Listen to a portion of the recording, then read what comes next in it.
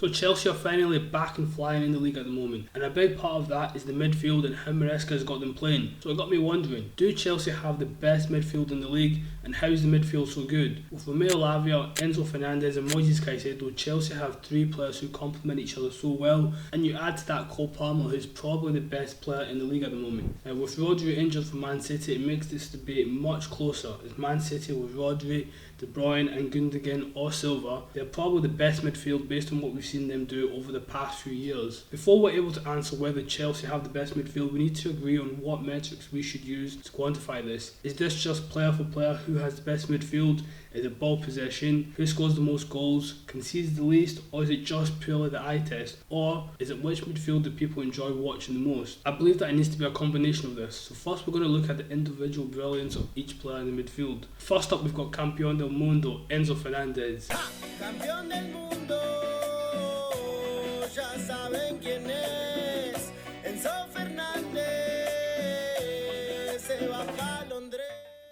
In his first season, he was often one of the best players despite Chelsea's bad form, but until this season, many people were still unsure about him. Maresca even benched him for a few games earlier in the season, but ever since his divorce, he's looked incredible with 10 GA in 7 games for Chelsea and Argentina. Man, his girl must have been stressing him out because he's looked a new player ever since he's been single, with 3 goals and 3 assists in the league. This is more than Liverpool's midfielders combined. What Enzo brings to the side is his creativity and progressive passing, especially with teams man-marking Cole Palmer this season. Enzo is needed to be the creative outlet on the left attacking midfield area of the pitch. Now that he's also crashing the box, he's shown that he has what it takes to be one of the best number 8s in the league. We don't need to say too much about Palmer, he's the main man in the team, and Maresca has played him in mostly the right attacking midfield area where he likes to operate.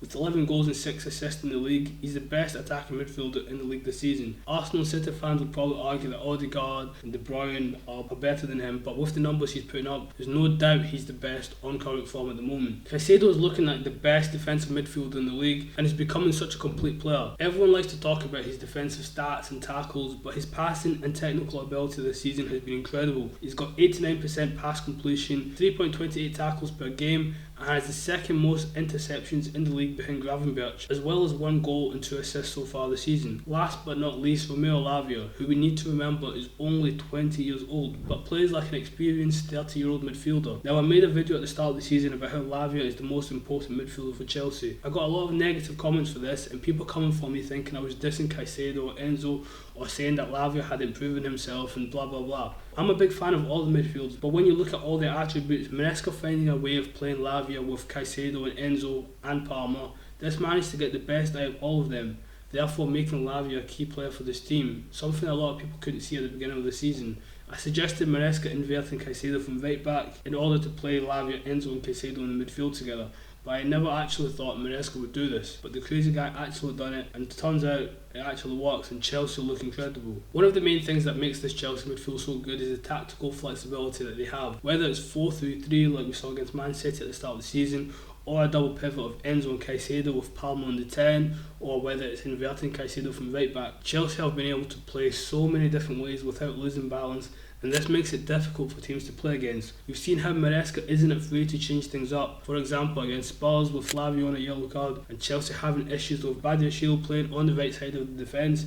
Maresca quickly adapted and took Lavia off for Gusto, putting Caicedo back into the midfield. This meant Enzo Fernandez would play a little deeper, but this showed how adaptable they were and they were able to impact the game despite these changes. Since Maresca took over at Chelsea, he's always tried to gain numerical superiority in the midfield, and he does this by forming a box midfield where he essentially has 4 versus 3 in the middle of the park. This helps Chelsea dominate possession and helps with the deeper build up in the centre of the pitch. With the extra player in midfield, this allows Palmer and Enzo to push up higher and receive the ball closer to the goal, where they can hurt the opponent more and get more chances to score or assist. Now, if the opposing team's winger follows the midfielder who inverts into the middle of the pitch, this creates more 1 versus 1 opportunities for the wingers, which is what Maresca wants. With more 1v1 opportunities, this means more crosses, and this is why you're seeing Enzo Fernandez getting more goals as he can make late runs into the box. The disadvantage of this is that it leaves fewer players in defence during transition if you invert a player into midfield. This may be a reason why Chelsea have conceded more than their rivals Liverpool and Arsenal. In terms of head-to-head performances, Chelsea's midfield have shown that they can compete against the best teams in the world. Despite losing to Liverpool, Arne Slot was full of praise for Chelsea, saying they were the best team that they've played this season. I think it was one of the games, maybe the only game, where I felt the other team was better than us. They had more ball possession than us. They were threatening us more than any other team did till now. Apart from losses to City and Liverpool, Chelsea have dominated or competed against every midfield they've played this season. What's crazy about this Chelsea midfield is that it's the youngest in the league and already competing for the title. Imagine how good they'll be when all of them are in their prime. They've not played together for long, so they'll continue to get better and the chemistry and experience will only increase. If they qualify for the Champions League next season, we can begin to see a midfield that not only dominates English football, but European football as well. Based on all the metrics that we mentioned earlier, Chelsea's midfield has all the ingredients to compete with anyone. Player for player, you can put them up against Liverpool, Arsenal or Man City's midfield. In terms of the eye test, they're just as fun to watch as anyone else, if not the most fun team to watch. This season, Chelsea have scored the most goals, and Cole Palmer has created the second most chances from open play in Europe, behind Rafinha, showing that they're one of the most creative. However, Liverpool and Arsenal have conceded less goals so far. Chelsea set fourth for most possession this season behind City, Tottenham and Liverpool, but I believe this is due to how Maresca likes to adapt the style of play depending on the opposition, as Chelsea can be very dangerous on the counter-attack. For example, against Wolves, Brighton and West Ham this season, we've seen Chelsea take advantage of their ability to hurt teams on the counter rather than trying to play a more possession-based game. For me, Chelsea's midfield has been the best this season and a key part of why the team is doing so well. Let me know who you think has the best midfield in the comments and hit like and subscribe if you enjoyed the video.